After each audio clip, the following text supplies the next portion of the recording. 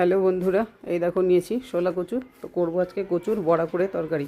তার জন্য আমি কচুটাকে আগে থেকে কেটে গ্রেট করে রেখে নুন মাখিয়ে রেখেছি, আর কেটে নিয়েছি পেঁয়াজ আর কাঁচা লঙ্কা। তো প্রথমে আমি কী করব, এই যে কচুর জলগুলোকে চিপে ফেলে দিয়ে নিয়ে নিলাম। এবার এতে দিয়ে দিচ্ছি হলুদ, অল্প একটু লঙ্কার গুঁড়ো আর অল্প একটু জিরের গুঁড়ো। কচুতে যেহেতু আগেই লবণ মাখিয়ে রেখেছিলাম, তাই জন্য এখন খুব বুঝে অল্প একটু লবণ দিতে হবে।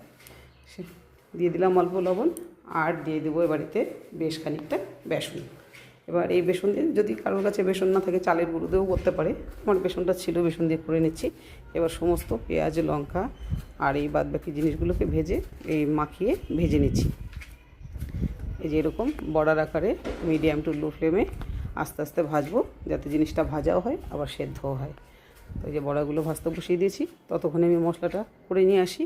তো সময় কম বলে আমি বেশিরভাগ সময় গ্রাইন্ডারে মশলাটা করে নিই। গ্রাইন্ডার নিয়ে নিয়েছি, দিয়ে দিলাম এতে কিছুটা পেঁয়াজ, লঙ্কা, দিয়ে দিচ্ছি টমেটো, আর দেবো এতে কিছুটা রসুন আর আদা। সমস্ত কিছু আমি একসাথেই পেস্ট করে নেব।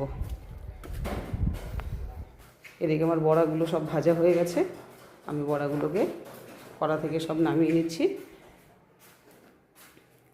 কি সুন্দর লাগছে বড়াগুলোকে দেখতে। এই বড়াটা এমনিও খাওয়া যায় ভাতে, একটু যে পাতলা করে মুসুর ডাল আর সাথে যদি এই বড়াটা থাকে তাহলে কিন্তু দারুণ লাগে খেতে। তো আমি কড়াতে আবার তেল দিয়ে দিয়েছিলাম। এবার এতে ফোড়ন দিলাম গোটা জিরে, আর দিয়ে দিচ্ছি কিছুটা কুচনো পেঁয়াজ। পেঁয়াজটাকে একটু ভাজা ভাজা করে নেব, একটু লালচে লালচে করে ভেজে তারপরে এতে দিয়ে দিচ্ছি পেস্ট করে রাখা পেঁয়াজ, রসুন, আদা, টমেটো, কাঁচা লঙ্কার পেস্ট। এটাকে কিছুক্ষণ কষাবো, কাঁচা গন্ধটা চলে গেছে। এবার দিয়ে দিচ্ছি এতে হলুদ গুঁড়ো, লঙ্কার গুঁড়ো, আর দেবো জিরের গুঁড়ো। আবার এটাকে ভালো করে খানিকক্ষণ কষাবো।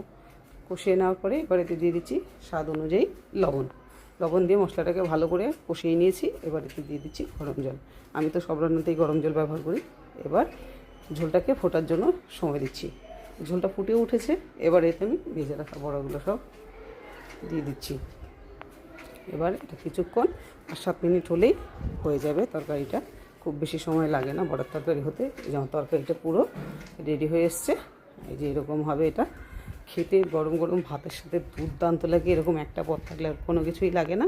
তো তোমরা এরকম করে কচুর বড়া করে তরকারি করে খেয়ে দেখবে, বুড়ো থেকে বাচ্চা সবাই খেতে খুব পছন্দ করবে। আর রান্নাটা কেমন হয়েছে কমেন্ট করে জানাবে। ভালো লাগলে সাবস্ক্রাইব করে আমার পাশে থাকবে।